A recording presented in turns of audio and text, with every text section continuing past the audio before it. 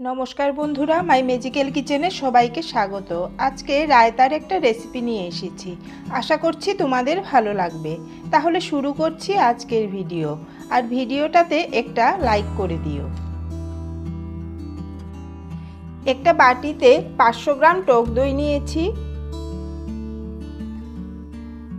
Great করে রাখা 1 table spoon গাজর, গ্রেট করে রাখা 1 টেবিল স্পুন শসা, কুচনো একটা পেঁয়াজের অর্ধেকটা, সামান্য কুচনো টমেটো।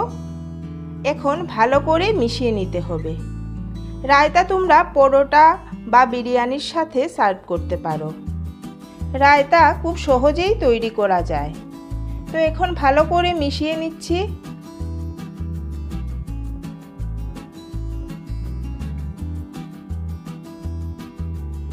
দিচ্ছি হাফ টিস্পুন ভাজা জিরে, হাফ টিস্পুন জলজিরা, হাফ টিস্পুন গোলমরিচ, হাফ টিস্পুন বিট লবণ, হাফ টিস্পুন নুন, কুচনো পুদিনা পাতা।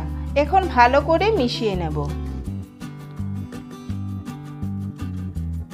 এইভাবে রায়তা বানালে দেখবে টেস্টটা ভীষণ ভালো আসে।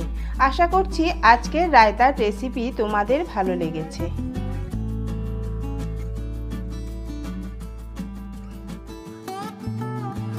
যদি ভিডিওটা তোমাদের ভালো লেগে থাকে তো একটা লাইক করে দিও, কমেন্ট করো, শেয়ার করো, আর আমার চ্যানেলে নতুন নতুন ভিডিও দেখতে হলে চ্যানেলটাকে সাবস্ক্রাইব করে দিও।